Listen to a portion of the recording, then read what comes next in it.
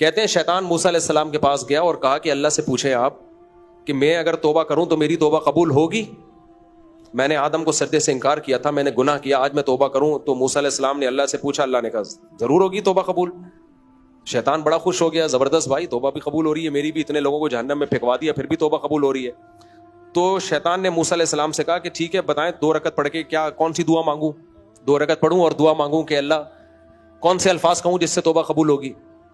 تو موسیٰ علیہ السلام نے اللہ میاں سے پوچھا کہ شیطان کہہ رہا ہے کہ کون سی سورت پڑھنی ہے پہلی رکعت میں، کون سی دوسری رکعت میں، کس طریقے سے نماز پڑھنی ہے، کیا عمل کرنا ہے؟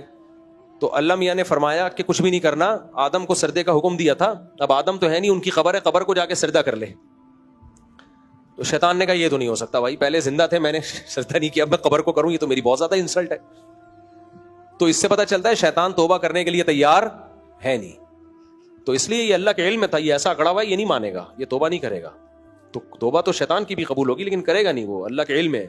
جیسے اللہ نے دجال کے بارے میں پہلے سے بتا دیا نا کہ گناہگار ہوگا، کافر ہوگا، خدا سے ہٹائے گا لوگوں کو، اب یہ تھوڑی کہ زبردستی اللہ دجال کو ایسا بنائیں گے، لیکن اللہ کے علم ہے کہ ایک ایسا شخص آئے گا جس کے پاس یہ طاقتیں ہوں گی اور ان طاقتوں سے لوگوں کو گمراہ کرے گا وہ، اور پھر اللہ اس گمراہی کی وجہ سے اس کو بھی جہنم میں ڈالے گا اور جو اس کو فالو کریں گے ان کو بھی جہنم میں ڈالے گا۔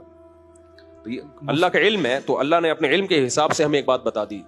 میرا سوال یہ ہے کہ میرا میزان بینک میں سیونگ اکاؤنٹ ہے جی، آپ اور بہت سارے علماء یہ کہتے ہیں کہ میزان بینک سے ملنے والا نفع جائز ہے، لیکن میزان بینک کے باہر ایک بینر لگا ہوا ہے، رمضان سے لگا ہوا ہے تقریباً، اس پہ یہ لکھا ہوا ہے اس رمضان اپنی زندگی سود سے کیجیے پاک۔ تو اس میں اشکال میں آ گیا ہوں تھوڑا، تو اس کا کیا مطلب ہے؟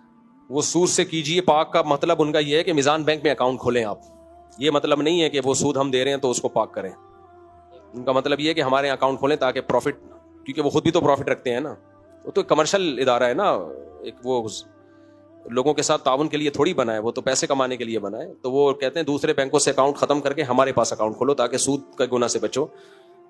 تو بات تو ٹھیک کر رہے ہیں سود کے گناہ سے بچو، لیکن ان کا مقصد یہ ہوتا ہے کہ ہمارے پاس خالص شہد دستیاب ہے تو ہمارا پروفٹ ہو، تو وہ کہتے ہیں ٹھیک ہے نا، ہمارا تو پروفٹ کمانے کے لیے ہے۔ جی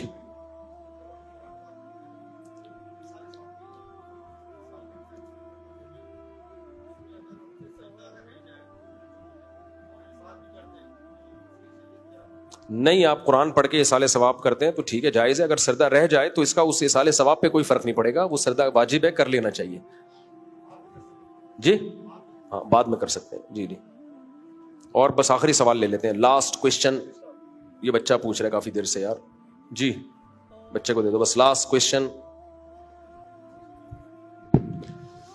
اللہ، السلام علیکم۔ وعلیکم السلام۔ مفتی صاحب میں اسکول میں پڑھتا ہوں، IUSS اقرا یونیورسٹی اسکول میں، جی تو ہمارے اسلامیت کے ٹیچر یہ بولتے ہیں کہ 9-10 محرم کو وہاں کربلا میں زمین سے خون نکلتا ہے تازہ اور آسمان فل لال ہوتا ہے۔ نہیں، غلط بات ہے، یہ ایسی کوئی خبر نہیں ہے، غلط خبر ہے یہ۔ اور بہت ٹیچرز بہت یہ کرتے ہیں اسلامیت کے ٹیچر۔ بس آپ ٹیچر کا احترام کریں لیکن ان کی اس بات کو نہ مانیں آپ، ٹھیک ہے نا۔